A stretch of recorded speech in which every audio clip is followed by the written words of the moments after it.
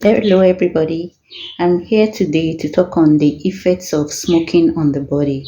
We've probably heard from different media how smoking damages some parts of the body, but I'm here today to expatiate fully on these damages. If someone chooses to smoke as an habit, it's a very bad thing that can lead to various consequences for such person. So I'll dive straight to the point in order not to take most of our time. Fine. We all know that smoking damages the lungs in the sense that with prolonged smoking, there can be tumor formation in the lungs. And we know that tumor formation will lead to benign tumors, from benign tumors to malignant tumors. Everyone is aware of that. And these lung tumors can also metastasize to other parts of the body like the throat, the breast, the liver. Secondly, we know that smoking also causes heart disease in the sense that it can cause atherosclerosis, that is hardening of the arteries. And when the arteries are hardened, plaque formation there will be plaque formation, there will be decreased blood flow to the heart, to the brain, and consequently it can lead to clot formation, it can lead to stroke, it can lead to heart attack, and it can also lead to angina, that is severe pain in the chest.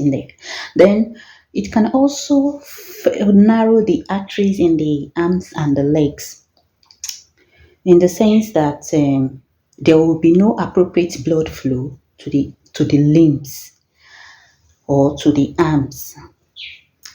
Then another thing we're not aware of is that smoking can also lead to infertility. For women that are yet to get pregnant, it can damage their reproductive system. And for women that are pregnant that smoke, it can lead to ectopic pregnancy. It can cause more damages to the fetus, like damaging the brain and lungs, their spinal cords. It can lead to sudden infant death syndrome for the fetus. It can also lead to early birth. That is when it's not yet time for the infant to get born, it gets delivered on time. It can lead to low birth weight. Then for male, is that for men that smoke, it can lead to erectile dysfunction, and it would also affect their sperm consistency. And once the sperm consistency is affected, there is no way it can be normal, or it will be able to have that drive to fertilize an egg. Then, and all these reproductive damages is as a result of hormones that are not being regulated normally, because nicotine has negative effects on the hormones in the body. That is why it's leading to all these reproductive system damages. Then smoking can also lead to vision problems. One will develop the dry eyes. One would may have diabetic retinopathy, may have the macular degeneration of the eyes, even cataract. Then smoking can also lead to the risks of diabetes type 2, because nicotine changes the cells of the pancreas. So the cells of the pancreas will not be able to recognize insulin, and it is insulin that regulates the blood sugar in the body. And once the cells cannot recognize insulin, insulin will not be able to act. So it can definitely lead to type 2 diabetes. Then smoking can also make one have a poor integumentary system. The integumentary system consists of the skin, the hair, and the nails. So it's nicotine damages the collagen in the skin. Collagen is what makes our skin firm, and once nicotine damages it, it leads to wrinkling of the skin. Even at an early age, you see a smoker has skin wrinkles. Then it can lead to hair loss. Yes, it can lead to hair loss. Nicotine can cause hair loss, and it can lead to yellowing of the nails as well. And smoking can also reduce the immune system.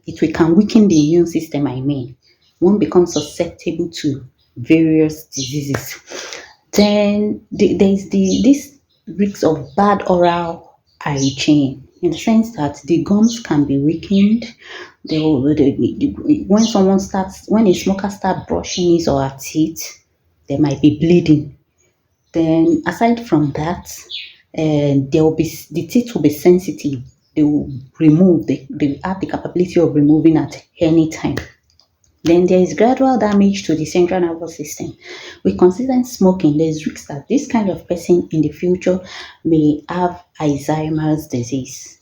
Alzheimer's disease in the sense that one would not be able to remember most of the things that has happened, is happening, or would happen. So there's risks of that, and one may also develop multiple sclerosis. Then for the second-hand smokers, in adults, it can that is second-hand smokers in the sense that people that don't smoke directly but inhale the smoke. It can lead to, in adults, it can lead to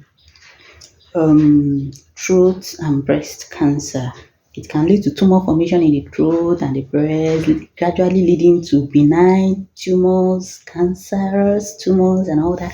Then in children, it can lead to lung infections, and it also weaken their immune system. So such children are susceptible to different type of diseases. And in infants that are yet to be born, it can lead to leukemia for them or brain tumors. Yes, there will be tumor formation in their brains. So smoking is very detrimental to the health.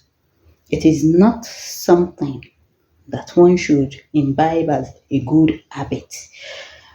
And to quit smoking entails discipline. Discipline is the key word to quitting smoking. So I would plead with everyone to stop smoking. Thank you very much. If you find this very useful, kindly like and subscribe. Thank you.